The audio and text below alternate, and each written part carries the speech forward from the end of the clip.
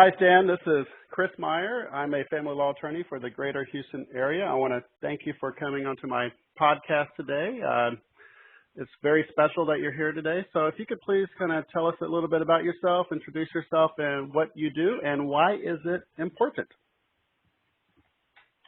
Well, Chris, first of all, thank you very much for the opportunity to be on your podcast.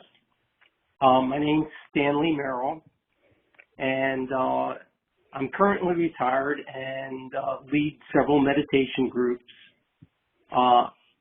In my professional career, I was a programmer, systems analyst, and eventually an application development consultant.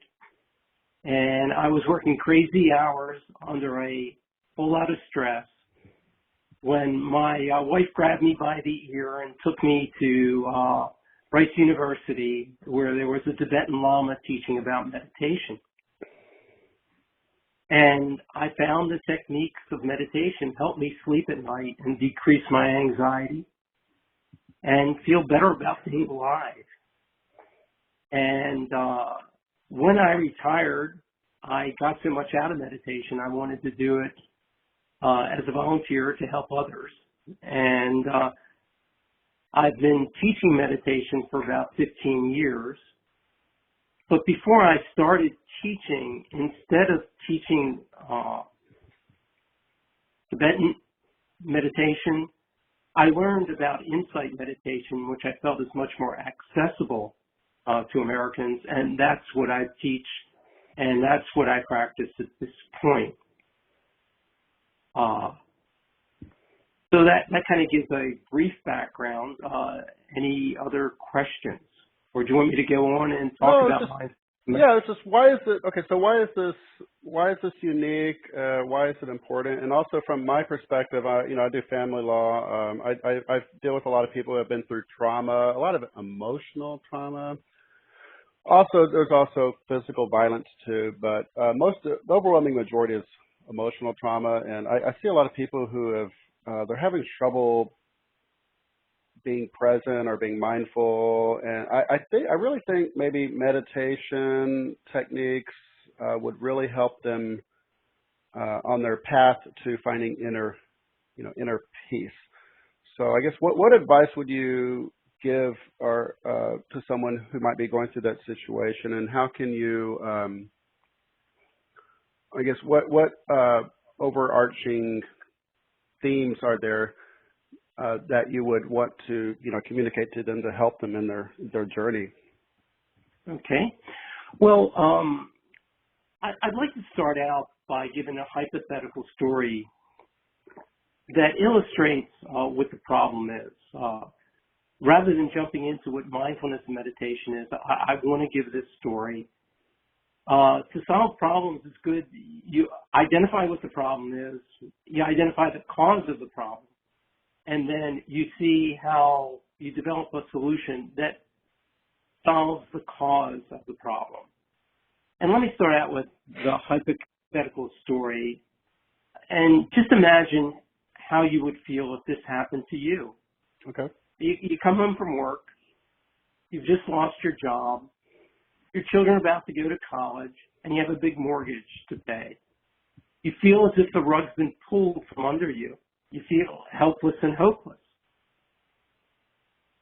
You drive home and you see the next door neighbor's child hit a baseball that goes through and breaks your picture window. How would you feel? Are you likely to overreact and cause full problems with your neighbors? Really picture this. How would you feel? And often in our lives, things happen, one thing after another happens, and then the smallest thing can trigger a gigantic reaction. Now I have another scenario for you. Instead of losing your job, you just won $10 million in the lottery, and you come home and you see the same thing. The next door neighbor's child is breaking your front window. How would you feel? Wouldn't you be less likely to overact and cause difficult problems? Well, the reason for this scenario and the point of the story is that it's better If we can maintain a positive disposition, if we have confidence and a sense of well-being, we're far more likely to overcome the adversity in life. Life is full of things that happen that we don't like. Some things are out of our control. It can be difficult, challenging, unfair, and even cruel. But every day we face small challenges like red lights, traffic jams, spam, and difficult people. These little things tend to build up and leave us in a position where we're triggered, ready to fire back. It's even worse when the bigger challenges come in life for health, personal, and professional losses. And we all have different dispositions. But the more negative your disposition, the more pessimistic, frightened, insecure you are, the more likely you'll react in a way that makes things worse. Our life will be far better if we can cultivate a positive disposition. But how do we do this? And one more thing about the story. Do you have a question? No, just like no, good point, and a very, very interesting. So yeah, how do we cultivate the positive disposition? And first of all, I want to look at the problem a little bit more deeply. We're human beings. We were at one point before we evolved, were animals, and animals are wired with a fight or flight reaction to threats, and this was needed for survival. And physiologically, what winds up happening is when there's a perceived threat, the amygdala sends out adrenaline to the body that is needed for fight or flight.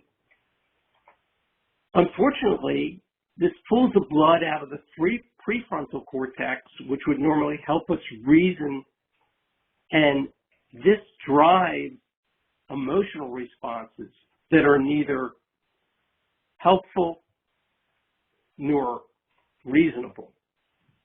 And we have the same physiology that animals have, and the adrenaline, the fight or flight syndrome gets triggered in us, and it stops our reasoning capability.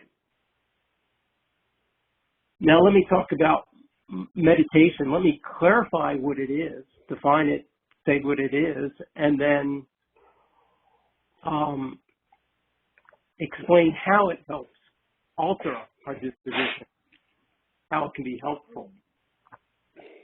Meditation is focusing your attention on an object and keeping that focus. Whenever your mind is distracted with thoughts or emotions, you bring your focus right back to the breath. But you bring it back with an attitude that is accepting, loving, kind, and caring. An intention without judging or labeling. And how does this simple exercise decrease your reactivity? Let's look closely at the skills that get developed doing this practice. Focusing on a single object does many things. First of all, it stops the thoughts and rumination that drive the emotions and poor decisions. The single focus triggers the relaxation response, which stops the adrenaline, and you feel more calm and peaceful. What you're really doing there, when you're watching your breath, you're cultivating an objective observer that is both self-aware and self-regulating. You're aware of what's going on in your mind, and your ability to draw your mind back to the point of focus is awareness and regulation. And essentially, you're gaining more control of the mind process. You can start driving your thoughts instead of being driven by the thoughts and emotions. And if you observe the thoughts, you'll see what they are. They're just thoughts. Not all thoughts are helpful.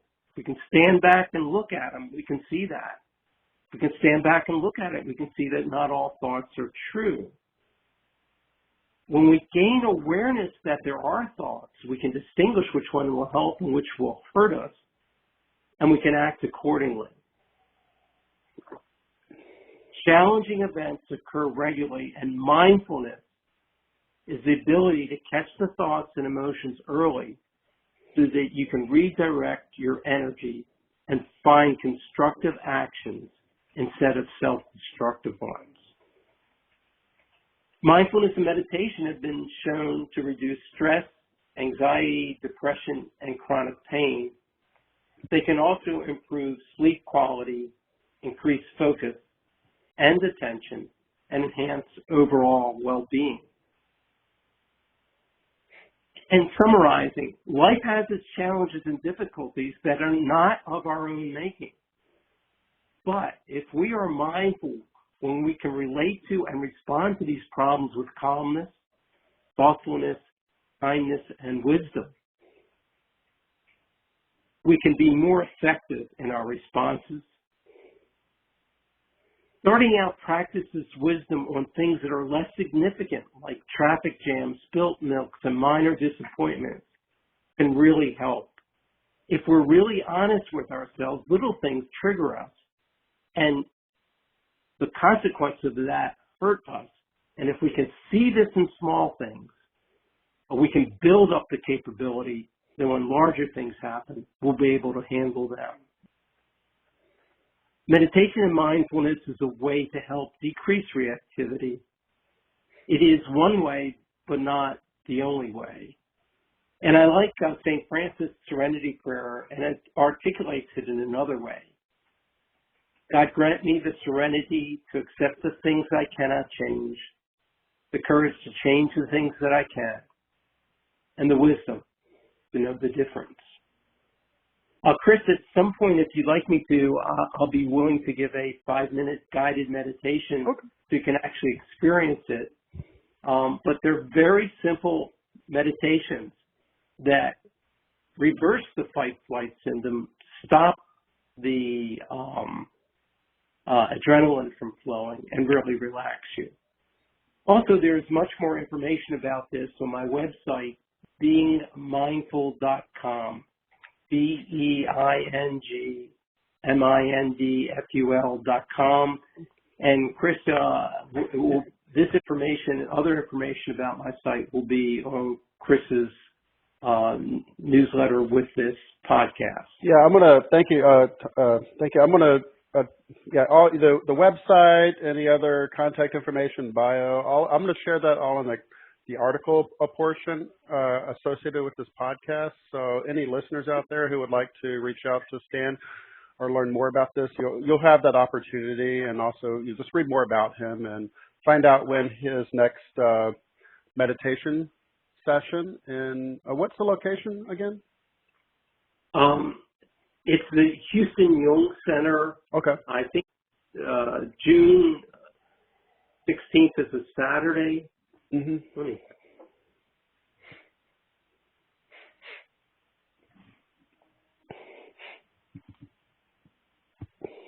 Well, I'll share it on the website. And yeah, 11:30 a.m. Okay, June 17th, 11:30. Okay, yeah, I'll put all that on the website or in the article. So I'm sure a lot of people look forward to going to that and learning more. But okay, so let's say, for example, I lost my job. I've got to put kids in college. I got an expensive mortgage. What the heck? We'll just say mortgage on 2 houses. You know, it's big spender.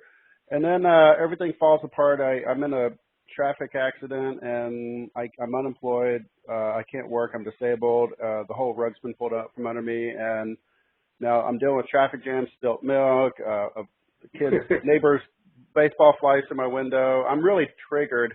And I just want to fire back. And these are all things that are outside of my control. So I really had no control over this. So I'm trying to figure out how to react. And and I know my amygdala is upset right now. And so, okay, so help me out here, Stan. So can we do a guided meditation to kind of help me process these things that are outside of my control that are causing me to react?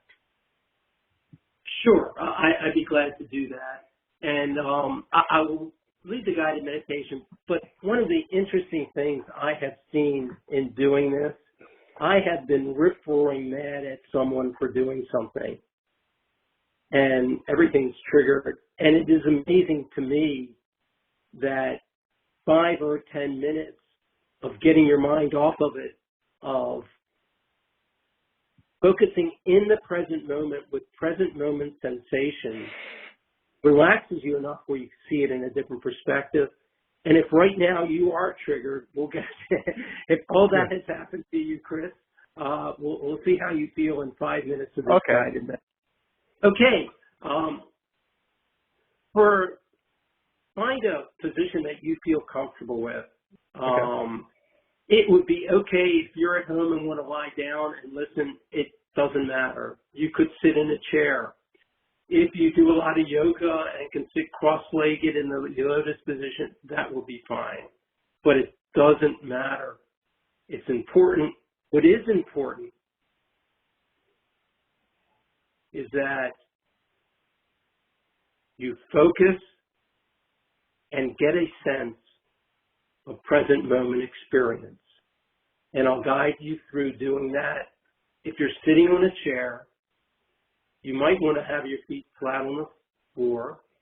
Okay. You might want to allow your hands to be on your lap, your knees.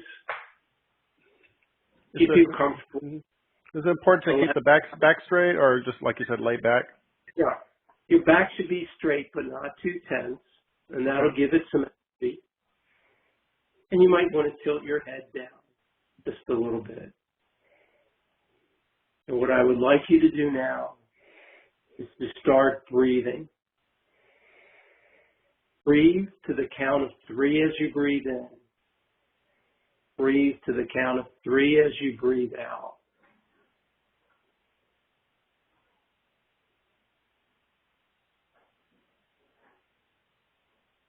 And over time, increase the count until either you feel stressed or you've reached 10.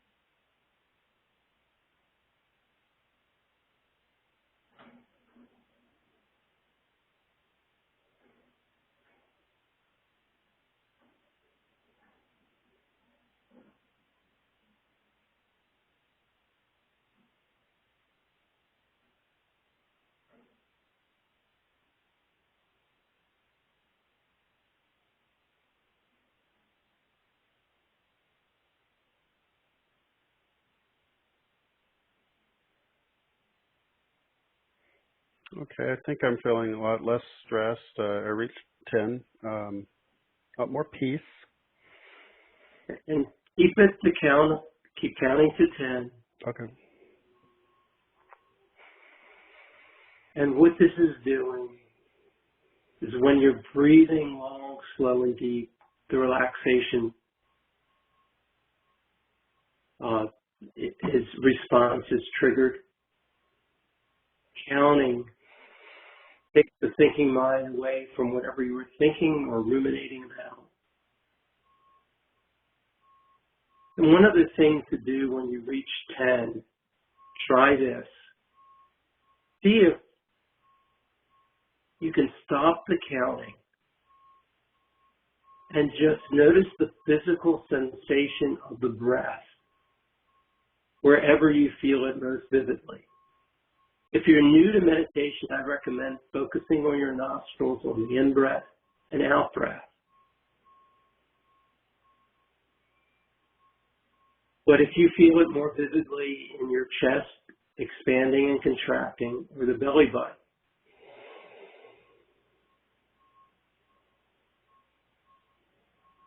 it's a little bit harder to focus on that felt sense of the breath than it is to do the counting. But if you can do that, you are cultivating mental discipline, focus, and concentration. you have trouble without the counting, go back to the counting.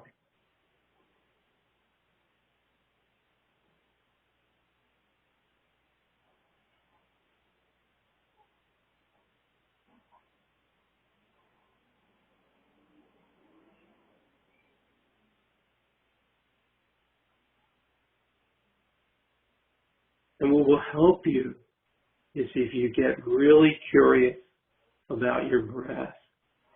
Is there more air going in your right nostril or your left? Can you really feel it on the front of your nostril or the back?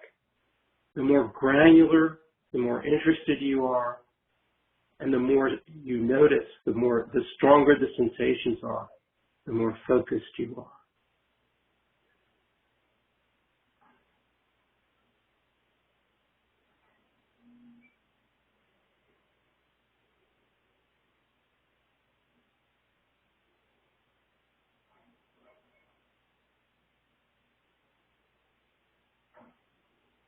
And what I'd like to do in closing this out is just keep repeating to yourself, thank you, thank you, thank you. And think all of the things you're grateful for. This is called an aspirational practice. For this may work better for some people than others. But keep thinking about all the things you're grateful for.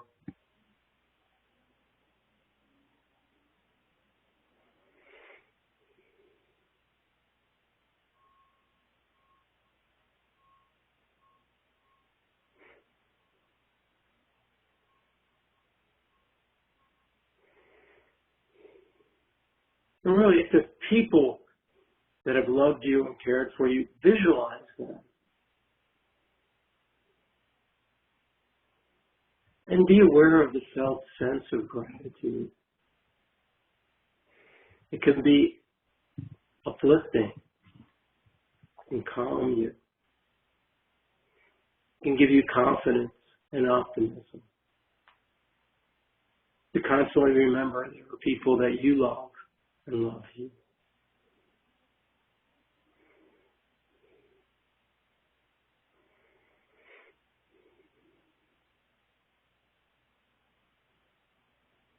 Okay? And when you're ever you're ready, if you feel comfortable, open your eyes. If you feel comfortable, stretch out.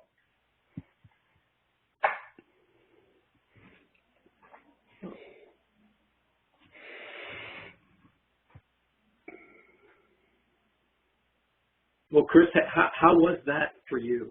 Well, it was your amazing. I feel a lot less stress, more calm, more inner peace. I feel more mindful, and I think I'm more prepared to catch my thoughts and emotions early. So the amygdala has no control over the brain. That's exciting. It's a great way to, go ahead. I want to point out something in what you just said.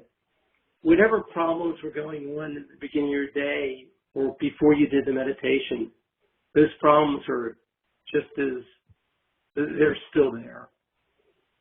And it's like we can cut the connection between our sense of well-being and circumstances if we just keep in the present moment. So no matter how difficult the situation is, if you can relax, you can deal with that situation effectively. And I've seen more stories where bullets are going around everybody, and there's some people that plan and defend themselves, and there's some people that don't know what to do and are more likely to get killed. And difficult situations, you can relax. Any other questions, Chris, or comments? No. It's, one thing you said earlier caught my attention was you said imagine for a moment and how I would feel if I was in this difficult situation. And you kind of asked me to put myself in somebody else's shoes and feel and experience what it's like to, have all these burdens and then suddenly lose your job or your health and you feel like the rug's been pulled out from underneath you. That's, I see that as like empathy. How important is empathy in the meditation process or just in general for purposes of being mindful or trying to achieve mindfulness? Okay. One of the things, a couple of things about empathy. One, apparently it's an innate, young children have it. It's a natural tendency in human beings. What can bring out and help cultivate empathy is when you are calm and peaceful, you will be more sensitive to other people's facial gestures, what they're saying, and you more likely can be empathetic if you are not triggered yourself. If you're in a negative state yourself, you're so worried about yourself, you're probably not going to be able to respond effectively. So it's important to get the temperature down to cultivate a positive disposition. One other thing I want to say about empathy that it's very important. There are people out there that do the wrong thing. Empathy, if you can have empathy for those people, it is not agreeing with what they're doing. It's not encouraging them to do the negative things that they've done. Empathy is a recognition that they are suffering. And the people I know that have been the most difficult for me to deal with, when you hear their life story, know what they went through, they're in constant state of fear and anxiety, and they're reacting to defend themselves. But empathy, the more empathetic you can be, the calmer you'll be, and the better you'll be able to deal with it. So it's something that's for your benefit, will serve you well, and it may serve the other also. But the most important thing is that you can relax and deal with them from a position of empathy and compassion. One thing that's interesting about that, for example, one area of law I do is child custody, and those can be the most emotional, draining areas of law. And quite honestly, I represent one spouse,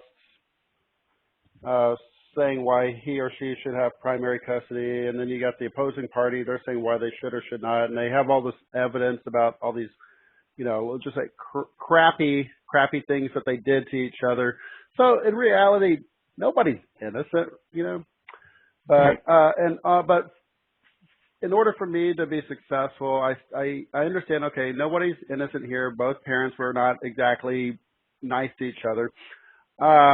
But I find it's important not to be judgmental, because people come to me on their worst day of their life, and they're just open and honest, and they're like, yeah, I did this, or yeah, I did that, or yeah, I cheated, and they're not proud of it.